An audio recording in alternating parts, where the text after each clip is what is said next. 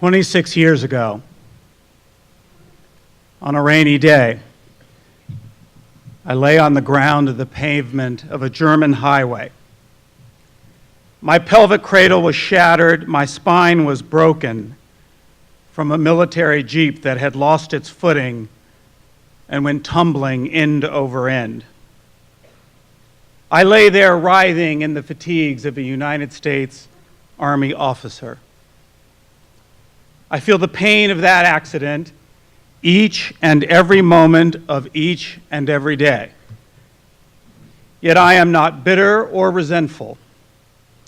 I don't wallow in my limitations, nor am I plagued with the existential questions about why this tragedy happened to me. The reason is simple: why I am at peace. My sacrifice was given in the service of my country, and the pride that comes with that soothes my wounds. The various creeds of our nation, we the people, one nation under God, indivisible, e pluribus unum, one out of many one, make plain that our nation's greatness is more than the sum of its individual parts. Just as the state must give away something to make a nation, the self must be willing to give away something for the good of humanity. Service is the exercise of character. It is a commitment to something bigger than yourself. And it is self-sacrifice that allows a people to advance forward with a common purpose. We gather here not far from hallowed ground, where the ultimate sacrifice was paid by thousands to maintain united rather than divided states. And 70 years ago today, thousands also paid the ultimate sacrifice on the beaches of Normandy. We all are the beneficiaries of their blood. And we trivialize their sacrifice if we do not pick up the flag that they dropped when they departed this life. My Army career ended abruptly that summer day. But the joy and honor I experienced in uniform drove me to a career in public service that I have relished. Today, however, I am in the private sector and somewhat less enamored with working within the government. Washington seems to have corroded into self-interest, petty partisanship, and the obsession with bloomlets of celebrity that come from the permanent stream of Twitter and 24-hour news. The spirit of self-sacrifice, compromise, and putting the nation first seems to have sputtered. It is no wonder our national ailments seem to be rising and our solutions seem to be sorely lacking. We all know intuitively that to solve the problems that confront us requires restoring a culture that is committed to bigger things than the hedonistic pursuit of our personal wants and ambitions. We need this national service movement to put back on a pedestal the honor of serving our communities and our nation, and introduce our young people to the glory of a life outside themselves. This is a cause worthy of our time. This is a cause worthy of our treasure. This is a cause worthy of our labor. And I, for one, am proud to play a very small part. Our moderators and panelists have a wealth of knowledge based on years of experience on both sides of the political aisle in Washington, D.C. The panel will frame our current political situation, discuss why national service might help to quell intransigence, and how to make universal national service palatable to both parties. Our moderators for this panel are Mike Gerson of the Washington Post and Paul Begala, commentator on CNN.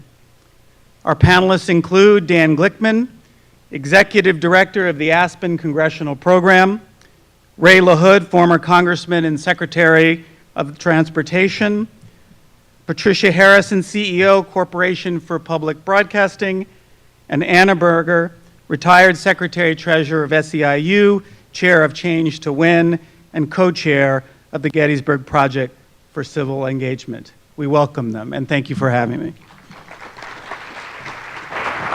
Thank you.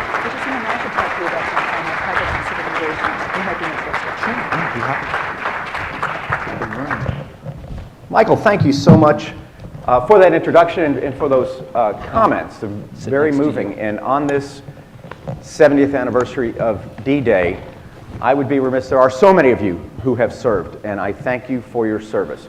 But I want to salute particularly one volunteer who signed up for the Army Air Corps over 60 years ago and has been serving ever since. One of my heroes, Senator Harris Wofford. I salute you, Senator. God bless.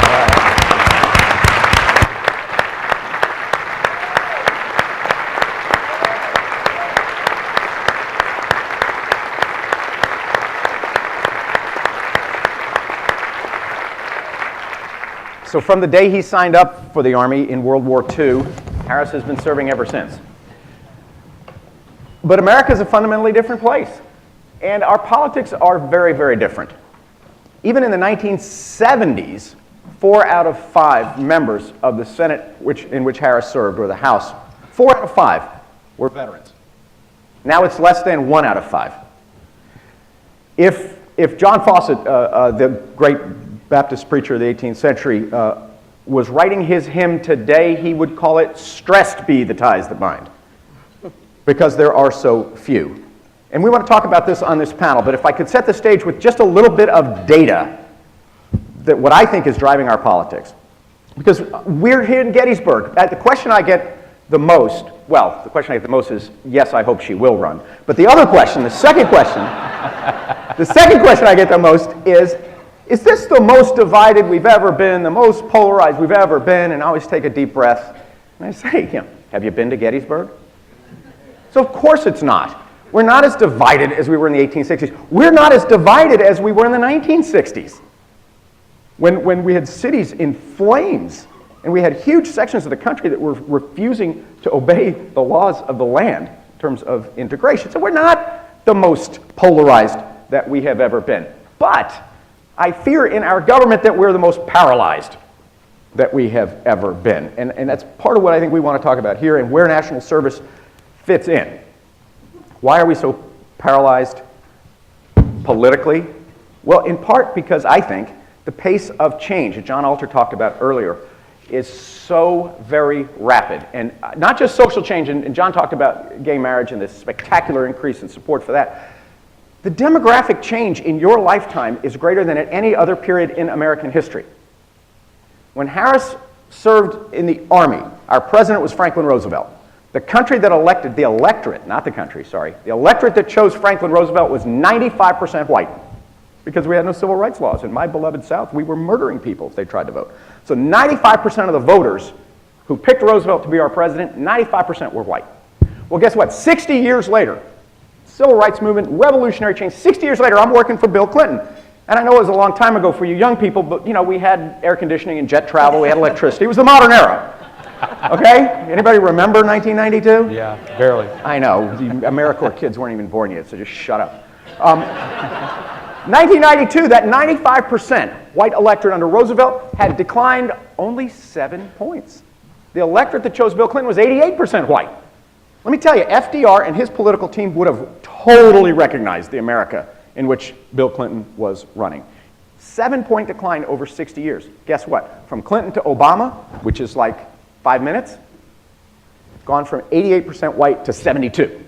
A 16-point drop and falling faster. Now, we Democrats, we love that. Those of us who want a more diverse America, we think it's great. Set aside politically, I think the food is better, the music is more interesting, the women are better looking. I'm totally for a very diverse country. But it's freaking some of us out. I mean it. Go to Houston, find my 78-year-old dad, who's a great guy, doesn't have a prejudice bone in his body, but he wakes up one day and the speaker was a woman and the president's a black guy and Anderson Cooper is gay and I can't take it anymore. Yeah. Jesus. It's just a lot of change.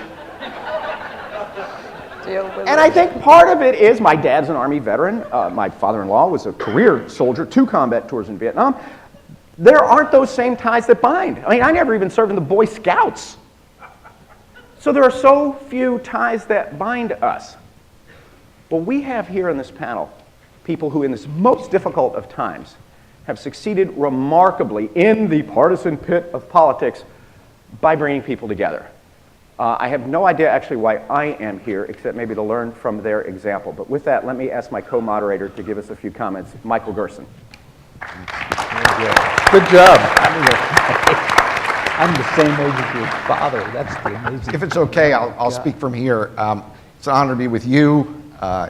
It's a pleasure to share the stage with Paul, which always involves the risk that no one will remember that you were actually here. He is such an effective communicator. I have many friends here today, but I think it's fair to say that Republicans are a distinct minority.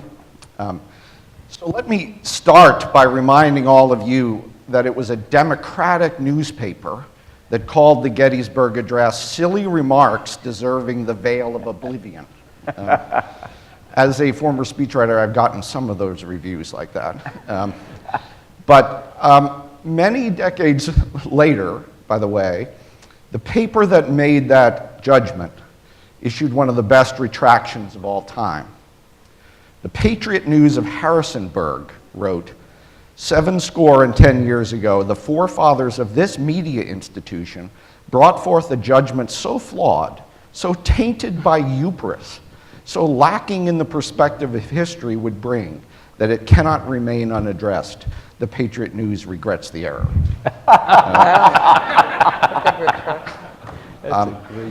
Maybe this is a sign that hubris and flawed judgment can pass, that everything can change in politics, and that would come in handy about now.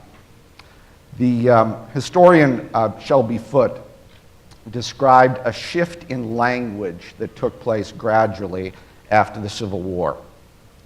The previous usage had been the United States are. After the war, the usage over time became the United States is. Americans, at least in language, became a single nation of justice and opportunity. That is the Lincoln Doctrine. But many Republicans, to be honest and to be self-critical, are in full Jefferson-Jackson mode. Anything national is seen as federal, and anything federal is seen as arbitrary and threatening. But it wasn't like this even recently. So I don't have to go back as far as Paul to make this point, just to 2000. But whatever its faults, the Bush administration had some national goals, goals worthy of a great country, doubling the funding of NIH, or putting millions of people on AIDS treatment through PEPFAR, or saving the lives of hundreds of thousands of children through the President's malaria initiative. Building and expecting an ethic of service should be that kind of goal. But in Republican circles, we're not there yet. Before we get into the discussion, I'm going to throw out 2 requirements to begin building Republican support. First, it's going to be important to make the distinction between national and federal. Promoting an expectation of service is a national goal, but the federal government is just one part of that goal. As corporations and communities and congregations share this challenge, Republicans are more likely to be reassured and inspired. This effort is not the work of a program, it is the work of a country. National aspiration is not always a federal aspiration. And second, Republicans will need to see this effort as the decentralization of power, as the empowerment of communities, as the strengthening of citizenship and local responsibility. And one symbol of that commitment for many Republicans is the inclusion of religious institutions in a prominent place where so many people gain their motivation to love and to serve. The good thing is that this is often the reality of the service movement. The bad thing is that that is not often the oppression of Republican politicians. So even properly formed, This is a difficult argument right now. But remember that Democrats changed their mind about Lincoln, and anything is possible. So let me address a first question broadly to the panel. All of you have been around politics for a long time. It's easy to idealize the past, as we talked about, but things do seem to be polarized, paralyzed, petty. That's the way many Americans would describe that. Is that a fair description? And how do we get out of that? The title of this panel talks about transcending that. Can you transcend it? Or do you have to engage it? And too many people are tuning out of it entirely. So, yeah, oh, go ahead. I thought about this a lot, and I think it's very dangerous to buy into the cliche, because then you're into politics is toxic, no matter what. Running for office, being part of a political system, and the way we talk about politics today really doesn't help us achieve what we want. We are politics. If we don't like what we see, then we have to go back to what this conference is all about, a call to service. But I do believe we have to tell the service story in a way that's much more compelling, that's exciting. For people who look at service, and a lot of it is government service as well, it's a chance to make those words duty, honor, courage, country come alive.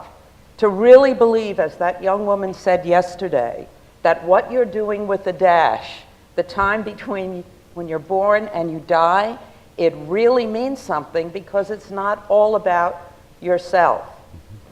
And what I have been inspired by, not only today, but when this, let's call it this great National Service Alliance movement started in Aspen, the Franklin Project, all of these different groups coming together, putting aside for the moment maybe their separate turf for the greater good, to tell the story that reflects back on this very special day. And I'm glad, Paul, you mentioned D-Day, an ultimate day of sacrifice for our country, that reflects back on who we are as Americans. We want to feel good about ourselves.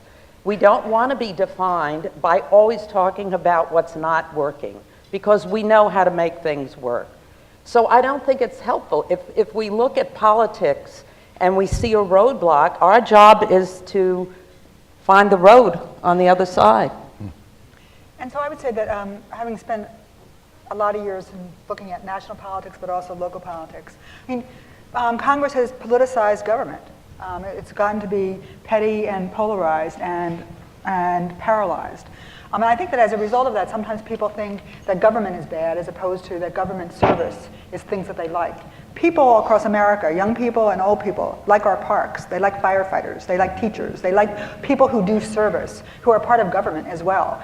And so somehow we've gotten this twisted thing. And I think that it's really, for whoever decided to do this in Gettysburg, thank you.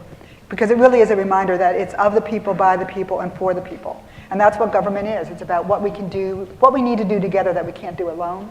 And the whole idea of understanding that young people like some parts of government, and they believe in service. And the question is, how do we take this moment when we have 50 million millennials, 22 million of them who are underemployed? The percentages are higher in people of color communities, but they all are all across the country. They're in every communities, in every demographics. There's a group of young people out there who need opportunity and want to serve.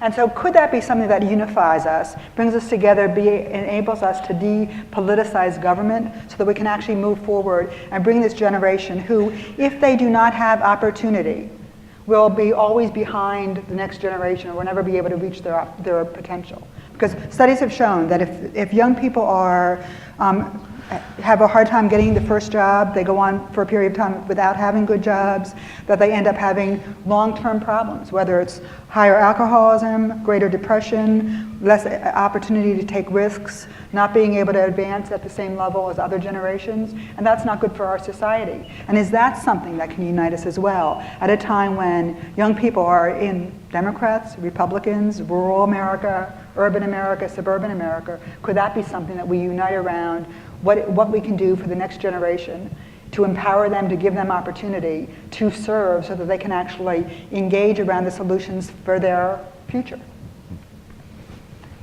If I can put a finer point on it for the two former congressmen and former cabinet members. It's really here. dangerous to have us here. Right, well, both of you moved from the House to the cabinet, and I think with respect to Senator Wofford, there's nothing a senator hates more than a congressman moving into the cabinet, right? They hate, the bodies hate each other. And yet, Dan Glickman, a Democrat, Ray LaHood, a Republican, each of them were confirmed unanimously. Jesse Helms voted to confirm Glickman, for God's sake. What's your secret? First Dan, then Ray. Seriously, you had bipartisan support. You passed a bipartisan farm bill. You passed a bipartisan MAP 21 transportation bill in very polarized times. What's the secret? Our looks, I guess. I don't know, But, I just mentioning the Jesse Helms thing, just as an anecdote. So when I was at the Department of Agriculture, he called me, and he wasn't very happy that we had set up a gay and lesbian group that would lobby the department for issues. And he called me and he said, well, we're nearing the appropriations bill. And I said to him, Senator, how should we implement these particular provisions of the tobacco legislation? Are there things that you find constructive? And all of a sudden he forgot about the gay and lesbian complaint that he raised against us. And so I think part of this is just the natural order of, the techniques of politics and, all the things that you have to do to be an effective communicator and to be likable and to be honest and not surprise people. And, politics does stop at the water's edge when you're dealing with problems like the tobacco program and other kinds of things, which fortunately we don't have anymore. But I would just make a couple points. One is, I don't like this word transcend politics. I mean, what does that mean? That means is that politics becomes a separate,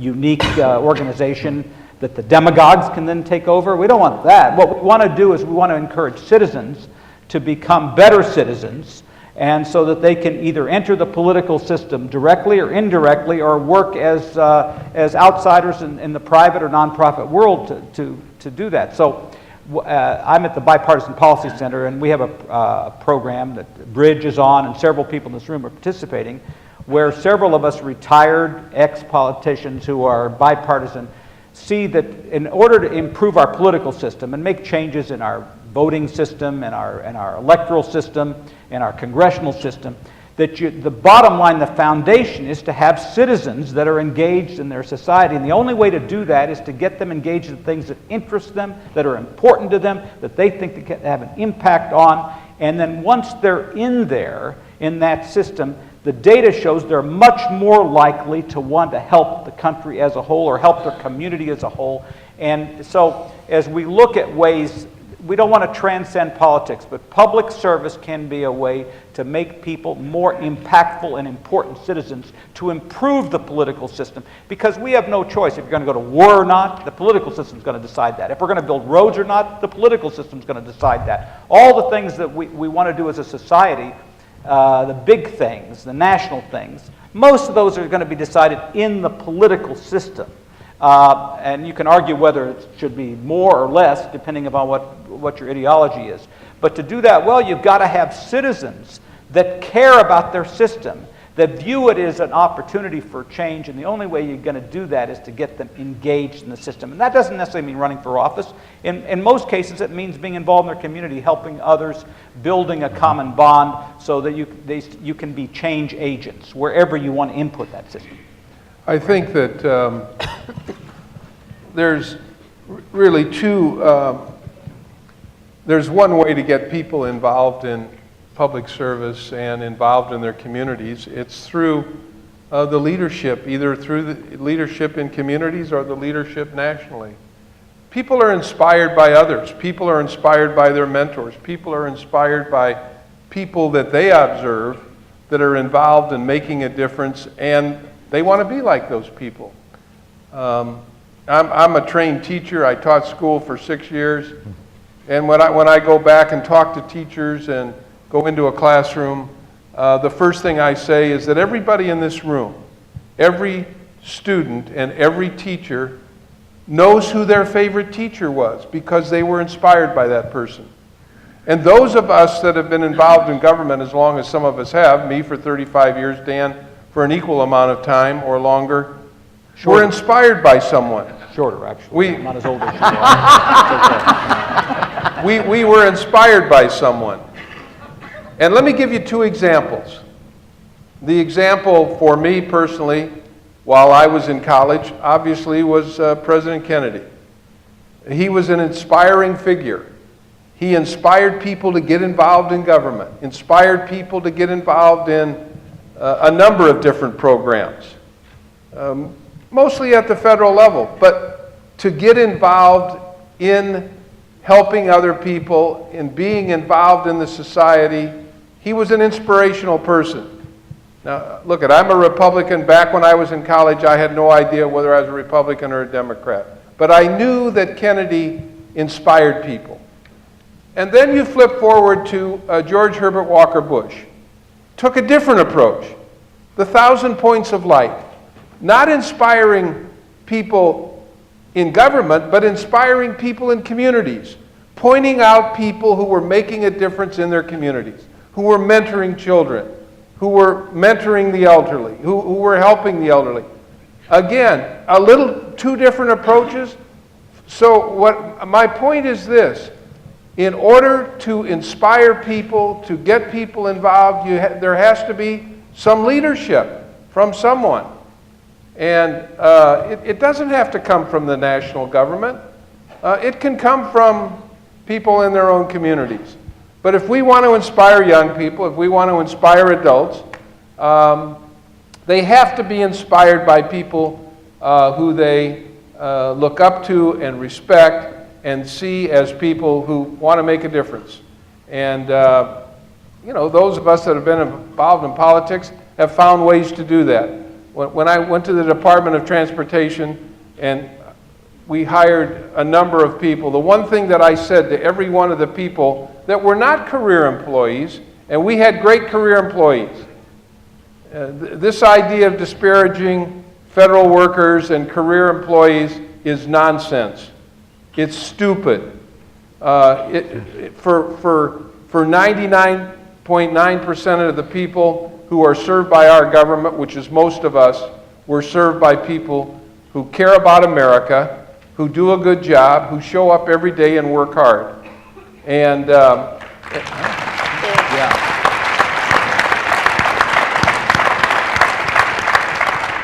you think about this. Think about this. 6 days a week, when you put a letter in a mailbox, it gets delivered somewhere. Where else in the world does that happen? Only in America. And you think about all the criticism of the VA.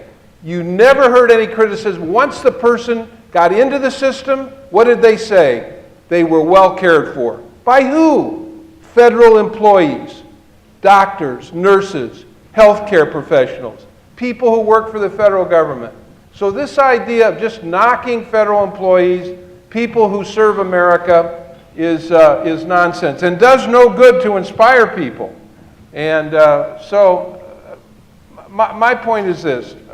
We all can be leaders. And my final point is, the people that we hired at Department of Transportation, what we said, find somebody to mentor. So when you walk out the door in 4 years or 8 years as an appointee, and you look back, you'll see somebody who's going to carry on the kind of work, the kind of inspiration, the kind of mentoring that you taught. And to me, that's what really regenerates the kind of opportunity for young people. While we were in Congress, we obviously were involved in getting young people as interns and trying to inspire them.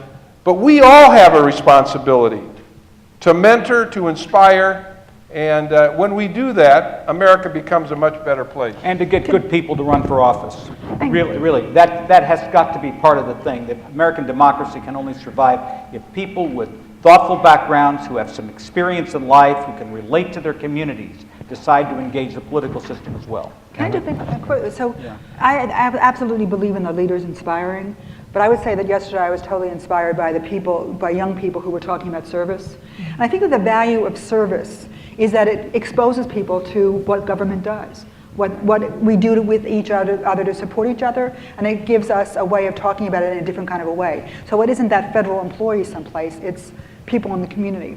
And as a, you know, I spent my life in the labor movement.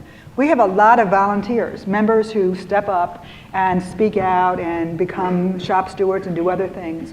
And in my union, we did a lot of work in recruiting members to go into the community to register people to vote. Home care workers, janitors, people who had little power. And I remember how when they first would volunteer, or they would first be recruited in a sense to volunteer, they were oftentimes anxious and nervous about whether they could do it. And afterwards, they were so empowered. I remember one woman who said to me, I never thought I had a voice. She was a janitor. She said, people walk by me every day as if I don't exist. And now I've been out talking to people in my neighborhood about why it's important to be registered to vote. And now I realize that I have a voice. I matter. I can advocate for my kids. I can advocate for my community. It gave her power. Volunteerism does that. Service does that. And if we really want to change our country, we need to figure out a way of engaging the 50 million young people, and then each generation of that, to be able to have opportunities so that they can, quality opportunities where they can do valuable work, where they can gain skills, when they can support themselves, so that they're not just the, you know, as someone said, this is just not the opportunity for cool kids. Because when we can do that, we can actually change our country in a very dramatic way. We can go back to what Dan said about, maybe it was before we were here, about that if we, you know, this country was built on citizenship. We were built about we should all be good citizens, and when we're good citizens, we do things together. And I think that we can actually transform, or maybe transcend the politicization of where we are and get to the kind of country that we've been before, and that we can have the next great generation. It's a point that makes a lot of sense to me. Part of the problem with any discussion like this is to avoid talking to ourselves. And there's a significant number of Americans that are skeptical of the role of government in these issues. Part of the question is not just to then say, you're wrong. Okay, that's not going to build consensus in this. But you mentioned a very important point about talking about service in terms of mobility and opportunity as a bridge between education and work, as solving a very urgent social problem. That strikes me as well as a kind of a broad argument that people can make. I was up recently with Robert Putnam at Harvard, and he makes the point that early indicators of engagement are some of the best predictors of later success in life. And part of the crisis of our time is the decline of early engagement among large portions of the American public right now. And this could be positioned as a way to get at that set of issues. But I'm looking for ways to take, I think, a compelling set of issues and convey them broadly. Does that make sense? Yes. Right, sure. Yeah. In terms of, from my position, running the Corporation for Public Broadcasting, I see America's story constantly changing because I hear these stories. So in terms of a real issue facing our country, 1 million young people failing to graduate, what is the story? It was a story that we didn't feel good about because it defined who we were as Americans. But for a long time, we looked at the number and we said, well, those are other people's kids. My children are doing well. So we could ignore the number. The number became so big that you could throw up your hands and say, government should take care of it, the teachers are bad, the parents are bad, the kids are bad. What we did, with the help of a lot of people, America's Promise, United Way, many of you in this room, we created an initiative called American Graduate, but that wasn't the whole story. The rest of that sentence was American Graduate, let's make it happen. So we ignored all the reasons why you couldn't possibly make a dent in that terrible dropout rate, and working with thousands of people throughout the country, those numbers started to come down. Why? We began telling the stories of the dropouts themselves, and once you heard them and saw them, you didn't view them as a statistic. These were people, and suddenly in our own self-interest, we realized as a country, we're throwing this talent away. We need this talent.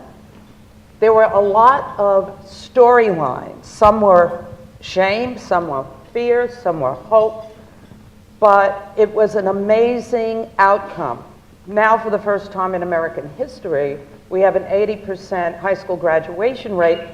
That's not the whole story. I understand that, but it's a step in the right direction. This was all through people who volunteered time, who came together in communities, through public media stations, working with organizations, and it was over a long period of time. So as we look at the concept of national service or a year of national service, we've got to project a focus.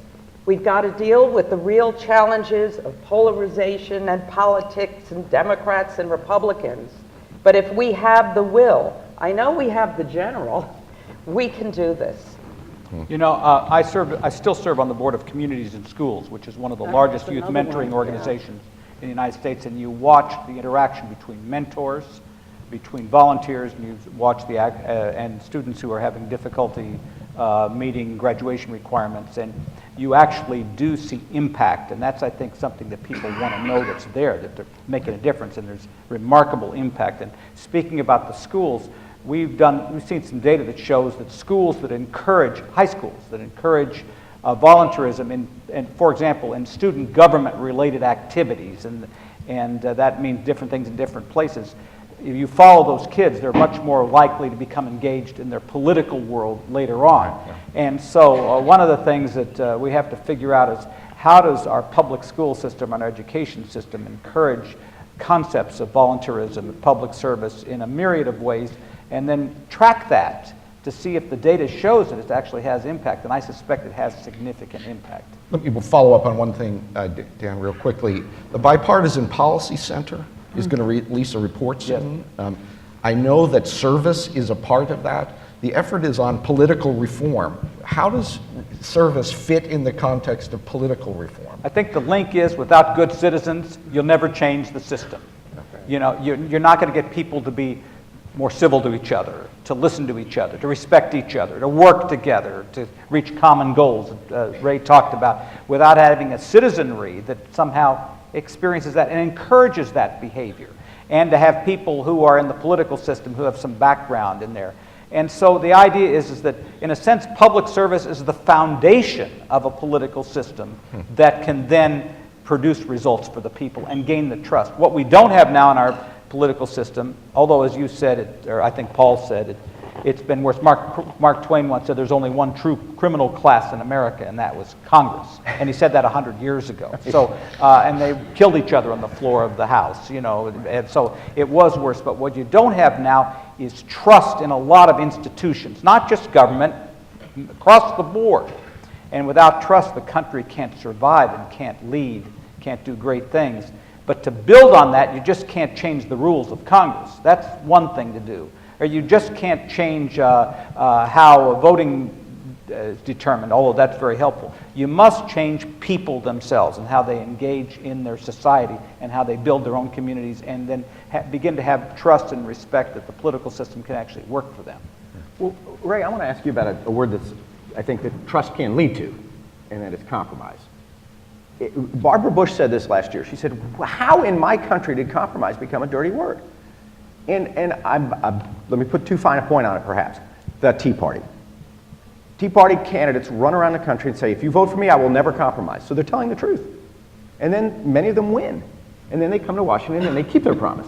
And they refuse to compromise. And my frustration with that is they call themselves constitutionalists. And my definition of a Tea Party constitutionalist is someone who reveres the Constitution but has never read it. Because the document itself compels compromise. There's 563,000 people in Wyoming. There's more people than that stuck in traffic on the 405 right now in California. There's 37 million people in California. They get the same number of votes in the Senate. Why? That's crazy. Why? Because we compromised, right? Our founding fathers did. They said, okay, big state, small state, everybody gets the same vote in the Senate.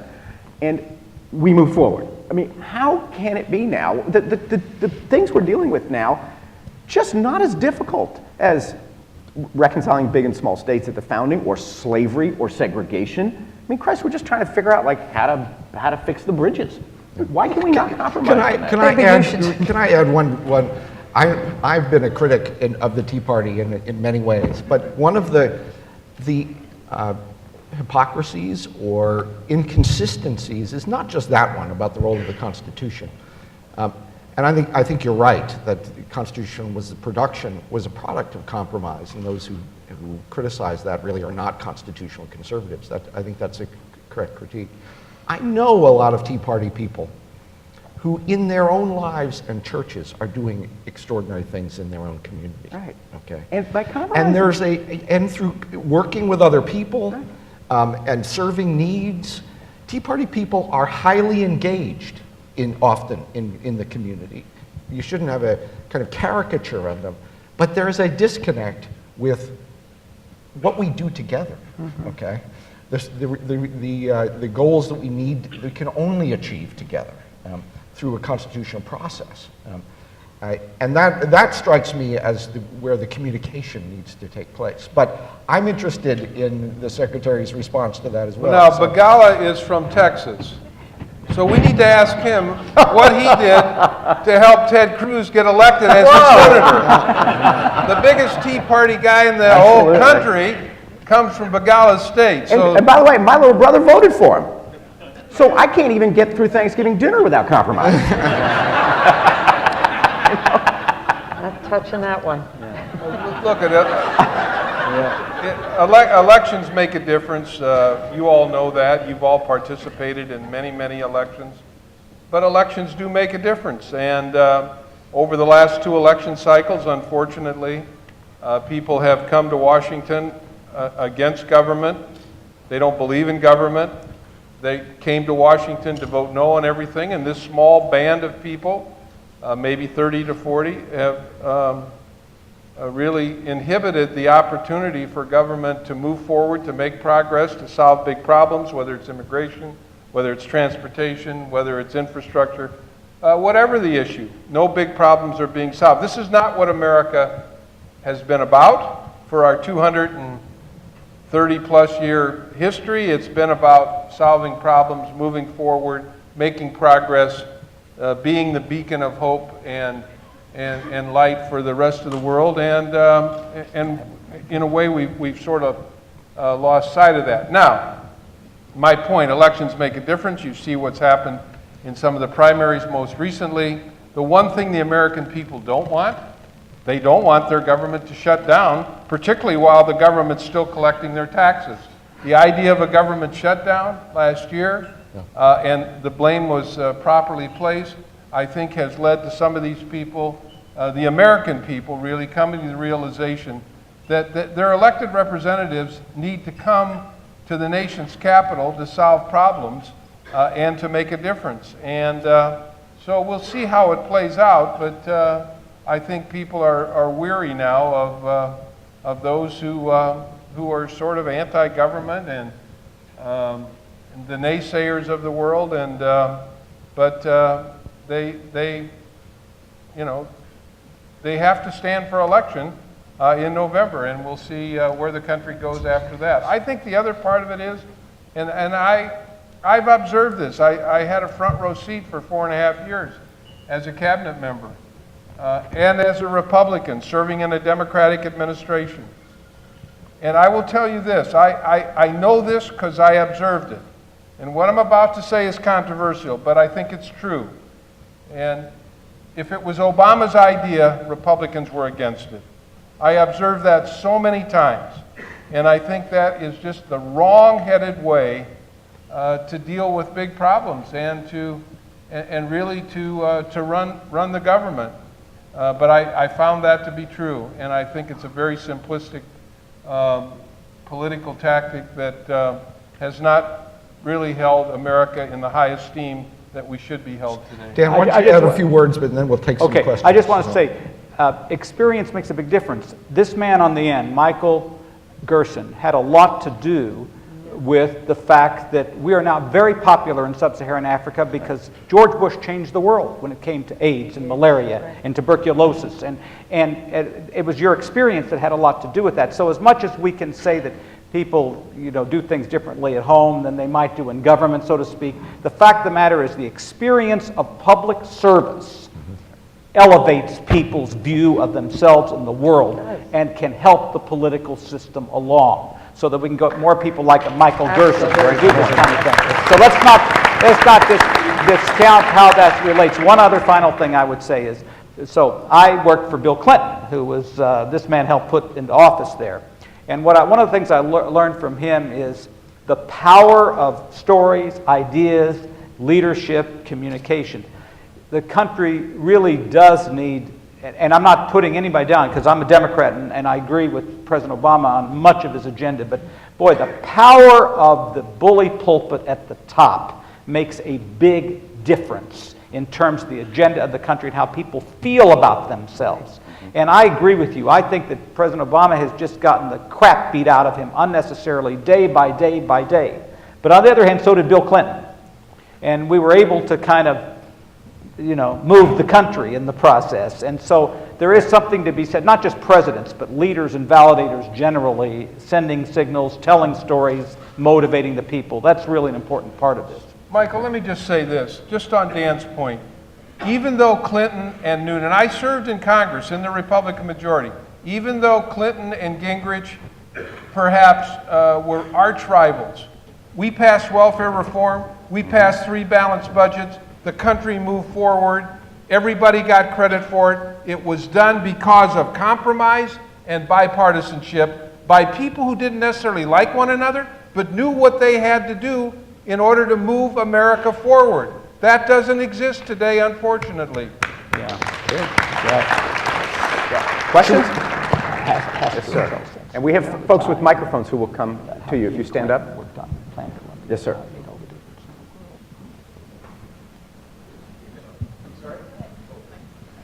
Good morning. My name is Cole Kleitch. I have a small nonprofit educational called Walking Civics from New Jersey. Mr. Begala, you can blame the small state plan for the Wyoming craziness. Sorry, it's New Jersey. I wanted to share with you, I've heard a certain amount of keywords in the discussion, and I wish I had been able to hear more over the past couple of days, but I will share with you this one small, tiny little project that we're doing that 40 states have available to them if they wish. States across the country, 40 of them, allow students younger than voting age to be trained and serve in some varying capacity as poll workers on election day. It's a great idea. Well, it's fantastic because you're going to train, if you had that as a national program, so in order to graduate, you had to be trained as a poll worker. You may or may not get called, but you certainly know the law and the machine and the deadlines. And we pay for poll worker training anyway, and the quality of that varies. That's another discussion. But the thing that we're adding in New Jersey, and we're going to highlight November 1st at the National Constitution Center, is we're matching schools up with VFW and other veterans groups, and the students and the veterans are training together as poll workers. And if called upon, they will deploy as teams to do that job. A civic job, non-political, completely civic in its nature, and totally dedicated to the execution of a process that requires integrity above and beyond politics. It's a civic exercise. So these young people who are finding ways to serve are going to be paired up with a generation that knows everything about service. So, as I said to my table mates, in effect, I'm trying to match up Obi-Wans with Padawans and get them that training and that experience. Some officials are predisposed to it. Some states want nothing to do with it. Rhode Island, for some reason, implemented it and then pulled it back. I'm still waiting on an answer. But we think this is it's not a year of service, it's one day. But we think it's an interesting way to prove the concept and then maybe stretch that out a bit. So I appreciate your time today. Hear, hear. Great idea. Outstanding. Can I make one suggestion in the spirit of what Ron Fournier said last night? He's a National Journal reporter. Keep telling that story, but give those kids and those VFW vets a little handy cam. Or they all have phones now. To actually make a story, put it on YouTube. Follow a couple of the kids and the vets around so that you can share that story. People will want to and let your local public television and there you go, radio Pat. station know what you're doing. We will, but I would do as a civics teacher from Newark. We require that they do it longhand in writing. It's an actual reflection. Do the high tech. There are kids who write? Yeah, really. Wow. Great. Thank you for sharing that. That's a terrific story. Who's next? Just a quick one. Sorry about that. No one can argue about the substance of the stories that are told here today. No one can argue about the value of national service. In your background, especially for the secretaries, a question that we might have is, what do you feel is most effective to get this agenda on members of Congress' daily life? You know, the National Service Agency, the corporation, receives $1.2 billion every year. Not very much as far as the federal budget goes, but every year, people like us watch that budget be in question, and very, very difficult things happen. So what do we do for members of Congress? How do we make service a part of their daily lives? Members of Congress are very, very busy. They have lots of things on their agenda. My suggestion is, if it bubbles up from their communities, Bingo. If somebody goes and meets with their member of Congress and presents this opportunity, that is the very best way. It will not come from the top down. It's got to bubble up from the constituents. The most important people that members of Congress listen to are the ones that put them in office. Just to give you a story, so there was a terrible tornado in Joplin a few years back. Anybody here from Missouri, Southwest Missouri or any? Okay, so AmeriCorps was at the vanguard of providing services to help clean up and bring people together and facilitate kids going back to school. And I was at a dinner one night afterwards, and Roy Blunt, the senator from Missouri, and he said to me, he says, that AmeriCorps was amazing in what it did. And so the story got to him. That was really important. He knew about it and it had impact. And I think it can also work peer-to-peer. Have them talk to each other. Okay, I began by acknowledging Harris as one of my heroes. And he took a foolish risk and made me his campaign manager in 1991 when he was elected to the Senate. Well, then in 1994, he was defeated by Rick Santorum, who is a hard man to like, let me tell you. No, Bob Kerrey, who earned the Medal of Honor, said Santorum is Latin for a-hole. I cleaned it up a little bit. Okay, he's a difficult man. And Rick attacked Harris for supporting national service. It was an issue in the race that Santorum beat Wofford with. He said, you support teenagers in trash bags singing Kumbaya, and you want to give them money. You know what Harris did after he was defeated? He went to Santorum. He kept talking to him about national service, showing him what it really was. And Rick Santorum, Latin for difficult person, voted for the expansion of national service, in part because of the way Harris Wofford reached out to him. Hey, that's a miracle of bipartisanship. Great story. Any other thoughts on this issue? Because it's an important one. There are a lot of good ideas that don't make their way to the top of the congressional agenda. And I'm interested, how do you push that upwards? So I think there's two things that we should think about. One is I think that we need to make it more urgent. Urgent things get the attention when more so than others. And I do think that we have this opportunity, because it is an urgent matter, to give this generation an opportunity to have at least as good a life as we had, but we certainly owe it to them not to have a worse life, and right now that's the path that we're on. And can we, given that it's the whole generation that we can unite around, about mobility, opportunity, and connecting responsibility to that as well, could we make that the urgent thing? The other thing, I think, the fact that in this room and in this movement is the uniting factor of Democrats and Republicans. It's really helpful to have the military on it. So as we pull soldiers back from combat, as we shrink the military, the fact that we can actually talk about how we continue to have people have opportunity, not through necessarily always the military, but through community service at the local level, at the state level, at the national level. I think that those are two things that, if we link them together, that we could have a groundswell. And then the third thing is, you need to have heat from the bottom. And so there are 50 million young people. What can we do to share the stories of the people who've been part of service, so that they can be telling those stories, that they can be organizing other people, so that we can change this? And I think that those three things together can have an impact on Congress even. One of the things that I've been thinking about, and finally we're recognizing our veterans in a way that they should have always been recognized. And we'll go up to one of them and say, thank you for your service. And I was wondering if when we do that, if that veteran then asks you, what have you done? Tell me about your service. And what would we respond? And can we have a national conversation about service as an essential core value of America's civil society, putting the civil back in our society? And I think, I don't want to get too far out on a limb, but Paul has certainly established out there. You can always count on me to sink to the bottom, Pat. That public media can be that platform. It's owned by the public. It belongs to all of you. These are your stories as you shape this country. And I have one cheesy thing I want to do, and it's not ask you for money. This is not a pledge. It's hard for me to be in front of a group of people and not ask for money. But if we get this going, instead of getting a tote bag or a cup, you will get this after. What's it say? How did you spend your How did service you year? spend your service year? So I don't know. That's fantastic. Yeah, that's great. I will resort to practically anything. I will give this to Bridge, and he can frame it so it does become the question that we're all asking each other. I think that's a great way to close. Absolutely. Exactly. And that concept of citizenship is what we need to pass to the next generation, but it's also the example we see on the stage. So thank you very much. Thank you, Michael.